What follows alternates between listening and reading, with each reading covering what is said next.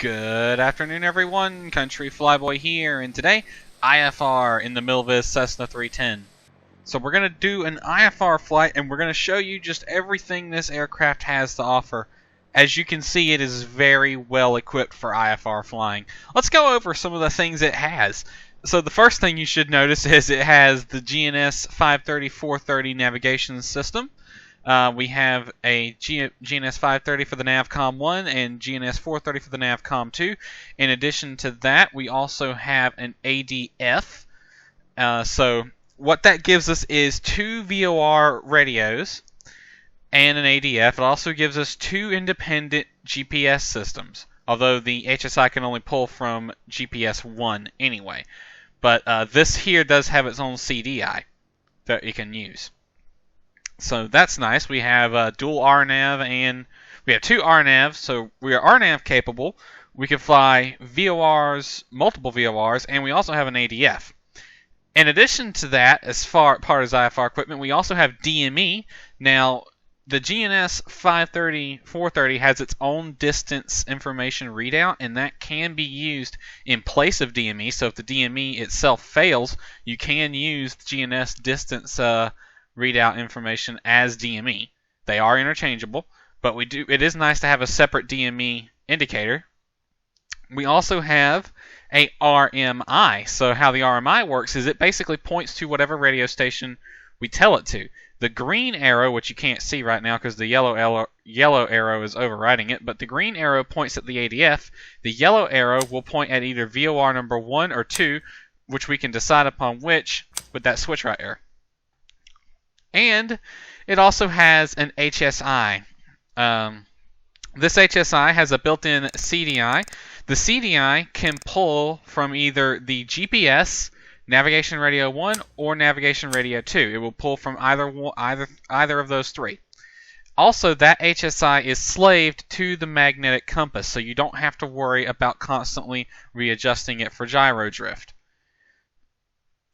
We also have a GTX 330 in here, which functions as our stopwatch. It has a count up and count down function, as well as giving us pressure altitude and density altitude, I think, too. Alright, so today we're going to be flying from Herlong Regional, or what is this, Herlong Recreational Airfield, and we're heading over to Valdosta.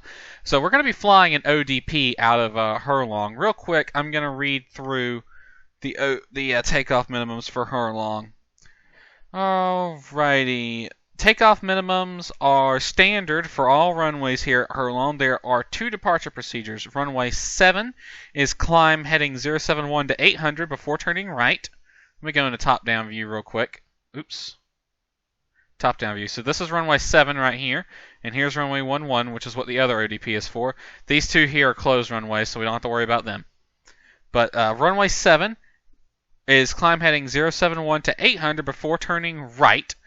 So diverse departure unless you're going to be turning left. So anything on the right side of the runway's extended center line, fly to 800 before turning to there. If you're going to the left side of the extended center line, you can turn whenever. Use the diverse departure off of that. Alternatively, you could fly up to 800 before turning any direction, which is most likely what I would do. Climb heading 071 to 800 for runway 11, climb heading 116 to 700 before turning left. So that means if you're departing on a heading that puts you any side of the runway 11 extended center line, then you need to go up to 700 before turning left. What that tells us is somewhere, we zoom out a bit, somewhere over here is an obstacle they don't want us flying over. I can gather that because here's runway 7's extended center line, and they want us to be above 800 before turning over here. Here's runway 11's extended center line above 700 before turning here. So there's something over here that they don't want us to get close to. That would be a hazard to our health if we were in actual IMC conditions right now. Alright, so the traffic that took off before us used runway 7. I can't really see the windsock from here, but I'll just look at the winds on my weather program. Winds are currently calm. Runway 7 would be the best option if we want to fly an ODP. We kind of do. We might use runway 11 actually. Yeah, we'll use runway 7. So I'm going to get the aircraft started, and then we'll talk about our flight plan. So real quick, I'm going to get the aircraft started, and we'll pick the camera back up then. Alright, we have the airplane started up now, and real quick I'm going to bring up the GPS and put it in north up mode so you can see our flight plan.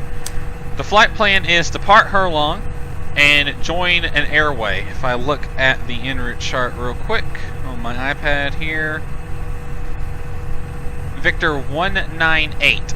We're going to take off and join Victor 198. Victor 198 runs from Craig to Taylor. That VOR right there. So that stretch of airway right there is Victor 198. So, why do I have us going all the way to Craig? That's a bit out of the way. Well, we're not actually going to go all the way to Craig.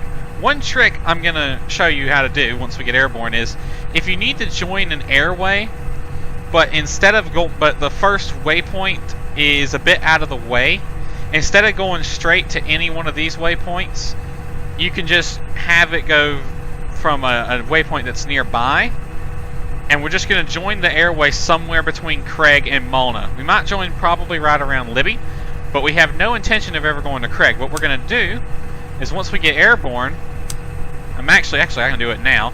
If I go to Libby, hit menu, enter, when it has activate selected, I just activated that leg between Craig and Libby. That's our current active leg.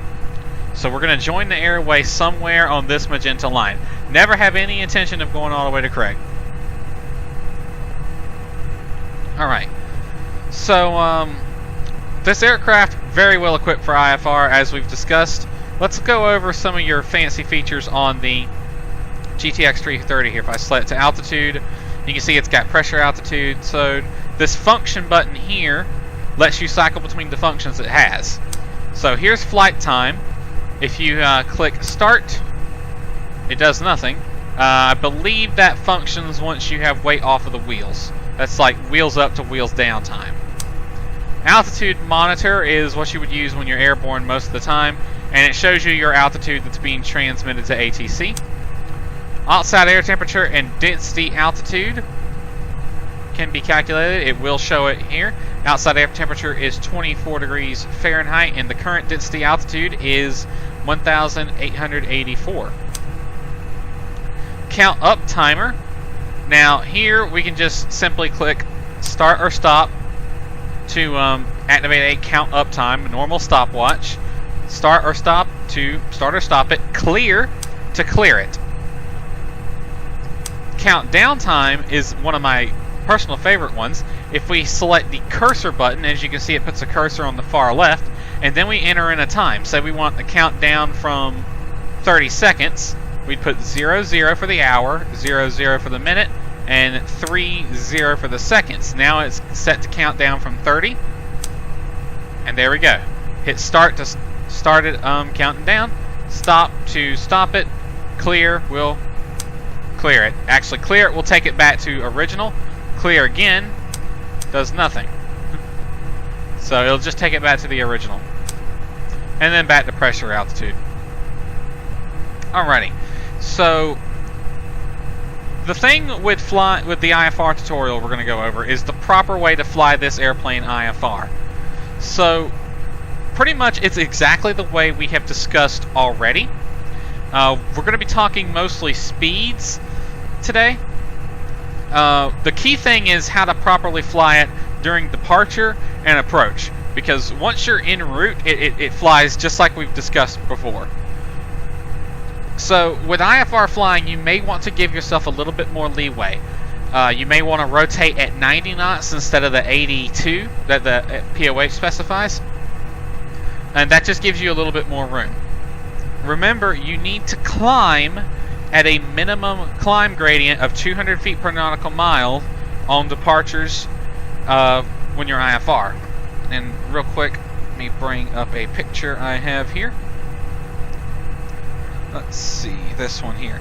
So this airplane has a ground speed of roughly 90 to 100 knots when it's on departure. So the normal climb gradient of 200 feet per nautical mile, we need to climb at least 350 feet per minute to meet the climb gradient. So your absolute minimum climb rate on departures is 350 feet per minute. You never want to see more than that. Once you're en route, that goes up to 500 feet per minute because that's just how IFR works.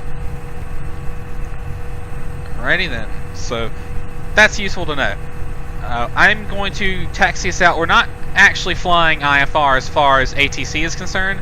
We are simply flying VFR, and I'm going to pretend that we're on an IFR flight plan. So we're going to select runway 7 for departure, and we're going to taxi out for takeoff. So we'll pick the camera back up when we're ready to go. Alright. We're ready for takeoff, runway 7. There's one airplane on final. We're going to let him land first. But while we wait on him, we're going to talk about a few things.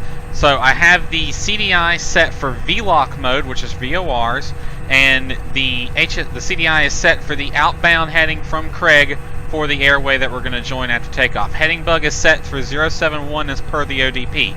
So to review the ODP, we climb heading 071 to 800 feet before proceeding on course. That 800 feet is in MSL. We got a few things we need to do first. One, we need to calculate a few altitudes.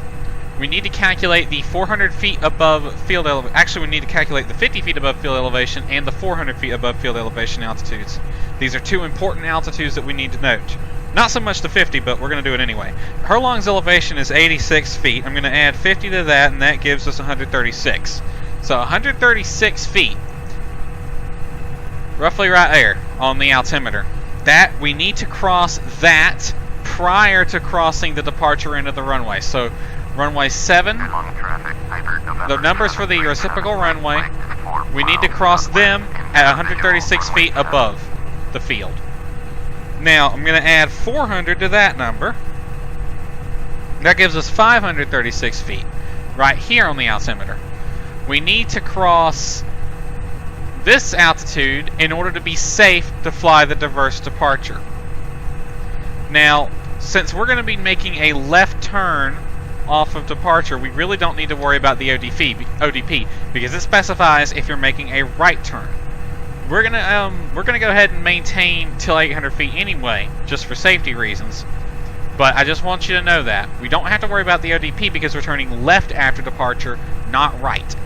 So we can actually safely turn once we cross the 536 feet on the altimeter. Okay, now the altitudes have taken care of. There's a couple things we need to specify for the departure. We're going to rotate at 90 knots to give us a little bit of airspeed. But in addition to being at the 136 feet mark when we cross the departure end of the runway, we need to make sure that when we hit 536 feet, which is 400 feet above the field, we have the gear up, the flaps up, and the speed is above blue line. That's vitally important that we hit all of that. If we don't, well, we need to quickly rectify it. Alright, so we are pretty much ready to go. After departure, we're going to turn north and join the airway. Alrighty, so we set heading, there we go. And we're just going to taxi up to the runway. I'm not going to turn on the taxi lights just yet because I know there is a plane on short final. He's somewhere over there. There he is. 1 mile out now, so yeah, he's on short final.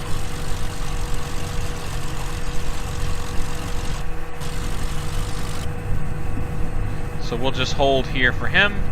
On traffic, Piper, November 737, Mike is 2 miles west, inbound, visual, runway 7. I'm going to get a drink real quick while we wait on him to land.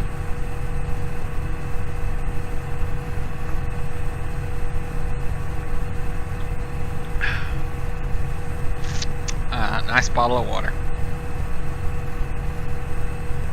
Okay, so quick review. 071 to 800, then we're going to turn left, even though we don't technically have to. We don't really need to follow the ODP, but we're going to for safety's sake anyway.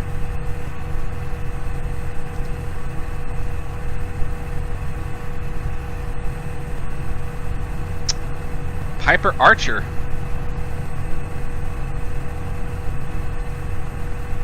Nice landing, buddy.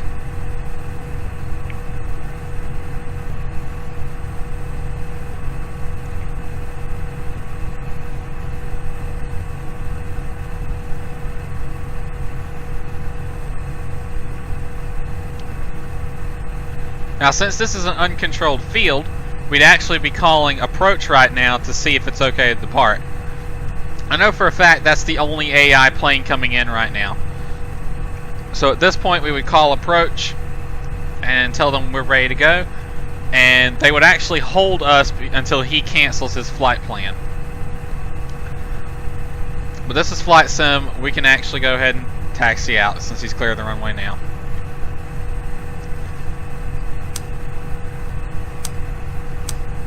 Actually, we'll leave taxi light off. Alright, all switches good. Throttle's good.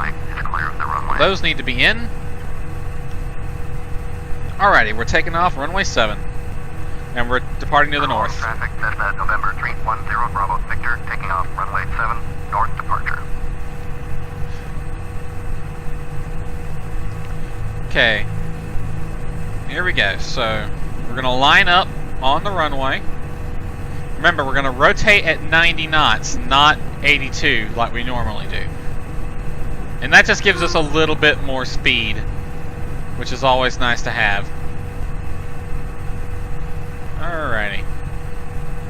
Throttles to full. I'm releasing the brakes.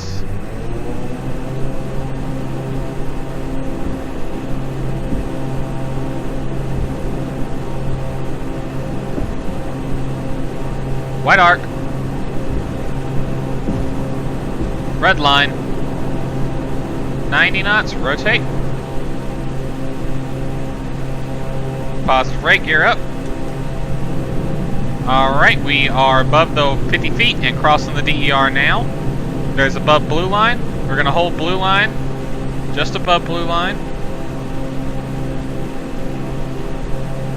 Alright, there's the 400 feet. We're safe to make the turn, but we're going to go on up to 800 feet. I'm going to pause it at 800 feet. There's 800 feet. Alright, so somewhere over here there's an obstacle that they don't want us to hit. We're a little off the runway's extended center line. So, not the best following of the ODP, but good. We're going to turn northbound now and join Victor 159 or whatever I said it was.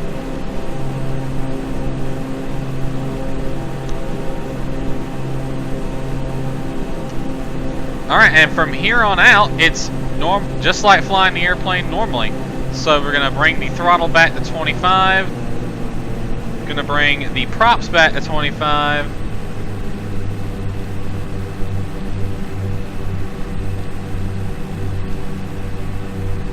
And we're going to settle in about a 120 to 140 knot climb. Just what the airplane likes. Go ahead and flip in the landing lights to get rid of that drag.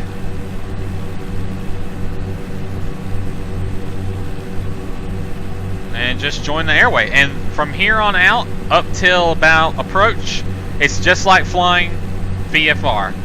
There is no difference from this point on. Alright, so we're going to join the airway and continue on our flight. And we'll pick this back up for the approach segment.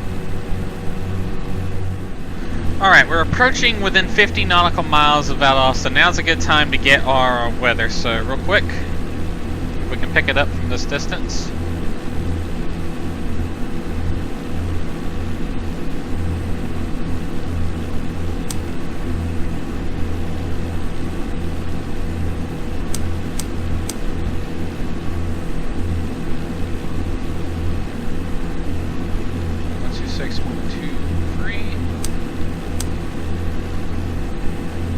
Cessna 1 Papa Charlie. Contact Valdosta departure on 119.525. 119.525. Cessna 1 Papa Charlie. Kilo Victor Lima Delta automated weather observation 0325 Zulu. Wind calm. Visibility 19er. Sky condition clear below 12,000. Temperature 24 Celsius. Dew point 24 Celsius. Altimeter 3008. Alright, altimeter set. Got the winds and all that. I looked ahead and I'm pretty sure they are landing on runway 35. We're going to fly the RNAV approach from runway 35, and if you look at the plate, there is a Hattie transition. So Hattie is the waypoint on our flight plan. It's the next waypoint actually, we're flying to it now. So what we're going to do, we're going to go ahead, load up the approach, RNAV runway 35. We want the Hattie transition. We'll zoom it out, make sure that looks about right. There's Hattie, and it matches the plate. Yep, alright. We're going to load it. Actually, we can go ahead and activate it. Since we're flying to Hattie anyway, we can go ahead and activate it. That way we don't have to worry about sequencing anymore. So now the GPS is going to be flying us straight to Hattie. Good for us. Now, the only thing left to do is set the aircraft up for the approach. And then, just like everything else, just like any other airplane now, really, we'll have to decide when to start descending. We're 7 minutes out for Hattie, so we probably should start descending now. We want to cross Hattie. Let's see. Let's look at the en route. The off-route obstacle clearance altitude for that area is 2,000. Hold on, come on, load up. It's 3,400. So the lowest we can go right now, if we were in, let's see, try to figure out where we are relative to the airport as far as distance is concerned. Runway 35. We're currently 38 miles away. So the lowest we can go to right now is 3,400. So we're going to drop down to 4,000 now. Now how do I know that is... How do I know that? Well, I know that I can descend to the lowest legal altitude now. We're just pretending. ATC would be giving us some descent information, but let's say we weren't communicating with ATC, which we're not. When I'm ready to descend, the lowest I can descend is the legal altitude from where I'm at. In this case, it's either the off-route obstacle clearance altitude, the airway's minimum en route altitude. So actually, we can drop it all the way down to 2,000 if we want. Let me look at the plate. 2,000 for Cure. 2,000. Yeah, okay. We can drop it all the way down to 2,000. So what you need to look at when you are deciding when to descend and how low you can go is, where are you at? Are you on an airway? If so, the lowest you can go is the minimum en route altitude for that airway. Are you within the MSA range? If so, the lowest you can go is the MSA if it's lower than the MEA for the airway you're on. If you're off route and not within the MSA, then the lowest you can go is the off-route obstacle clearance altitude. So if I was not on the airway right now, the lowest I can go is 3,400. Since I'm on the airway, I can drop it down to the MEA of 2,000. Now the minimum safe altitude for 25 miles around the runway is 2,200. But I still know I'm safe because I'm on the airway. So as long as I am on the airway, which is 2 miles either side of the center line, then I am fine to be at 2,000 feet. If I get off of that at any point before Hattie, then I need to climb up to 2,200 or 3,400, depending how far away I am from the airport. Alright, so we are descending on our way down now. About 5 minutes out from Hattie. So to look at the approach, it's basically Hattie, a little bumpy as we go through the clouds, Hattie to Cure, then to Kagi. Kagi is the final approach fix. After Kagi, we drop down to 820 feet at Idopi, and then down to minimums, which are going to be LNAV minimums of 560 feet. This aircraft is not WAAS equipped, not by default. Unless you have the Reality XP GPS in here, then you do not have WAAS capability, so you cannot use the LPV minimums.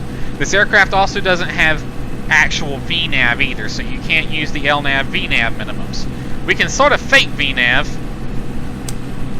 because it does have a VNAV page, but it's not true VNAV. So you really technically can't use the LNAV VNAV minimums. So we have to use the LNAV MDA of 560 feet. There is a visual descent point depicted on the chart as 1 nautical mile to the runway. And visual descent point depiction means, in this case, since it also applies as it's also our missed approach point. Is it really? Huh, it is. So on this chart, the missed approach point is the VDP. That's interesting. Anywho, so we want to worry more about speeds. What is a good speed to fly the approach? Well, we know the final approach speed is 100 knots for most times when you're flying. We don't want to get that slow because that's below blue line. So here's a good way to bring it in. When you're flying the approach, that is your transition, you can have just normal cruise speed. Anything below 180 for the transition is good. Throttle back a little bit more. Actually bring the props back too. So anything below 180 to 140 knots is good for the transition. When you start the initial approach leg, which is your course reversal and all that, you want to be at 140 knots or top of the wide arc. 150 to 140. 150 is the first notch of flap speed. That's the maximum. That's why you want to be there. When you start the intermediate approach leg after completing the course reversal, you want to drop it below 140. You want 140 to 120 for the intermediate leg.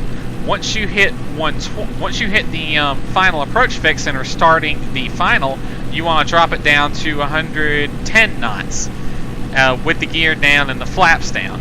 You never want to drop below that until short final with the runway made. Once you've called runway in sight, then it's safe to go below blue line speed. Alright, we're coming at 3,000 feet now, so I'm going to bring these up to full rich. See, we're on the transition right now because we are flying an airway to Hattie. So we don't want to be any faster than 180, but no slower than 140. Once we cross Hattie, we'll be on the intermediate leg. No course reversal is required for this approach. Once we pass Hattie, we're on the intermediate leg, and we're going to want to slow it down to sub 140. So again, to review that, for the transition, 180 to 150, somewhere in there. 180, 140, doesn't really matter, as long as you are below 180, but above 140. For the initial leg, you want 150 to 140. First notch of flaps is up to you. You don't really need them at that point. On the intermediate leg, you definitely need to drop the first notch of flaps and slow down to 100, no more than 140, but no less than 120. Once the intermediate leg is complete and you are on final, you want to drop down to 110 knots, which is above blue line, no slower than 110. You want 120 to 110 on the final approach leg with the gear down and at least one notch of flaps. Probably both notch of flaps would be best at that point. Alright, I'm going to go ahead and bring the props up to full. We're going to drop it down to 140 knots. And then when you're on final, once you are approaching minimums, or actually I probably should say blue line gump, when you do the gump check, that's when you really want to start looking for the runway. And when you get to minimums, that's when you really want to, definitely. VDP or minimums is, you can't, don't slow down below 110 until you have the runway in sight and confirmed. That's the only time you are allowed to slow below 110. Alright, we're passing Hattie now. I'm going to go ahead and tune tower. Let's see. Valdosta Regional, tower. Alright. The course right now is 360. Real quick, I'm going to listen for the winds again. Kilo, Victor, Lima, Delta, automated weather observation. 0339er, Zulu. Wind 145 at 4. Visibility 20. Oh, looks like they actually favor the other runway. 2000. Temperature 24 Celsius. Dew point 1 Celsius. Altimeter 3009er. Oh, altimeter change, 3009er. Alright, wind's actually favor the other runway. We might be doing a circle to land. Alright, so we're on the intermediate approach leg now, and this is the speed we want to be at, about 130. I'll go ahead and lower the first notch of flaps. I'm going to turn my landing lights on. Give it a little bit of throttle. Keep us at 130 knots.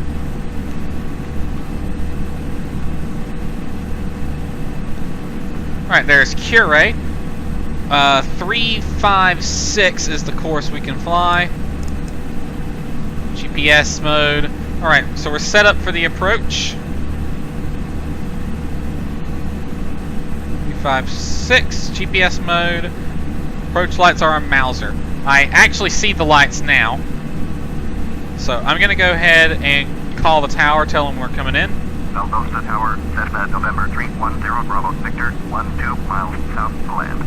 Cessna November 310 Bravo Victor, Valdosta Tower, fly straight in, runway 35. Alright, they are landing 35. Weird. Make straight in, runway 35, Cessna 0 Bravo Victor. Alright, so we're going to have a tailwind on this landing. I don't think they were that strong. Okay, so just to re-note, minimums are 560 feet. I'll round that up to 600 since the weather's good. Alright, autopilot's off, I got the airplane.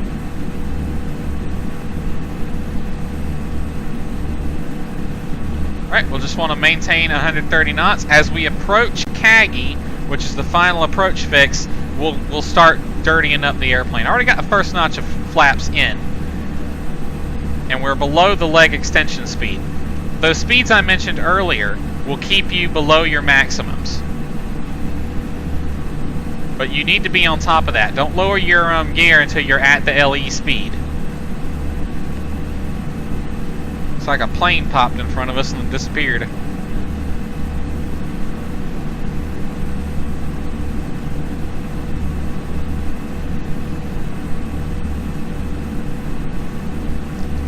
Alright, 1 minute out from Kagi.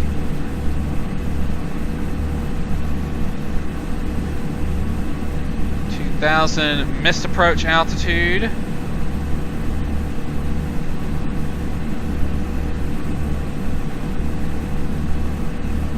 $2,200. So I'm going to set this to 2,200 to get ready for the missed approach. Alright, this is zoomed into 3.5 for the approach mode.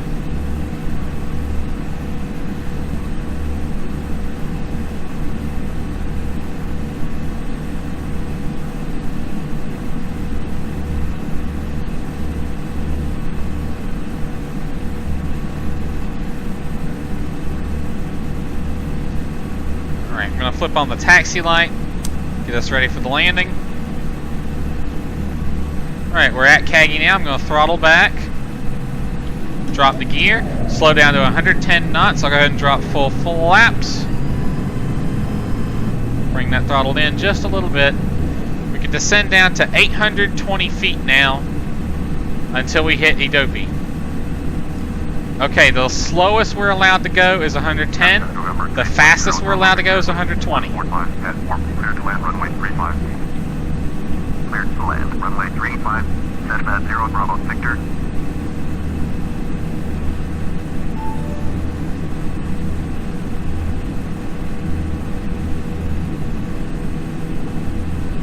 One minute to Idopi.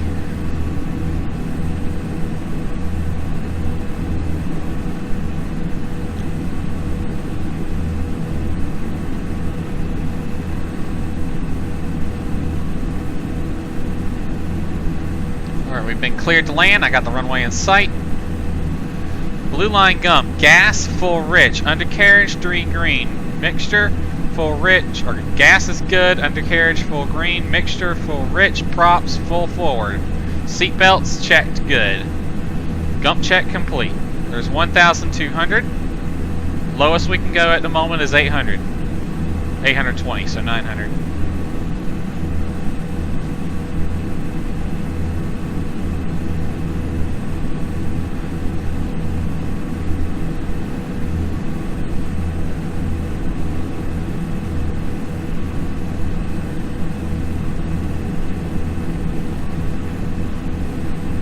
Limit Okay, we're passing Adobe. We can drop down to minimums now of 560, was it? Yes, 560. Missed approach point is the VDP of 1 nautical mile to the runway. Missed approach is going to be straight ahead, climb to 2,200.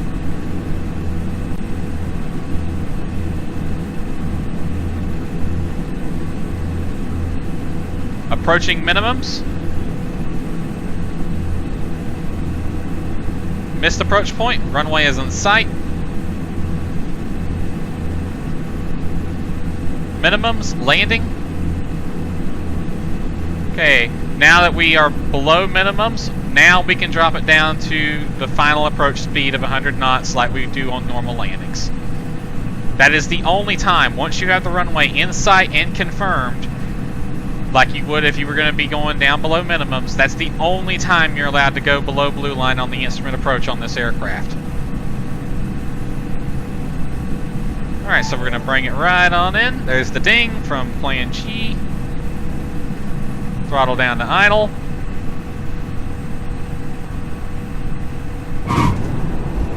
Not the best landing in the world, but I've had worse. Alright, and from here on out, it's just like it was in the other videos. Now, we got one other thing I want to go over, but we have pretty much just showed you what flying this plane is IFR. Just be familiar with the operation of the different equipment you have, and be familiar with the fact that this airplane is very well equipped for IFR flying. For some reason, there is a Delta ERJ parked at the FBO. That's interesting. The terminal's on the other side of the airfield. Anywho, I'm going to clear the runway, and we got one other thing I want to go over with you.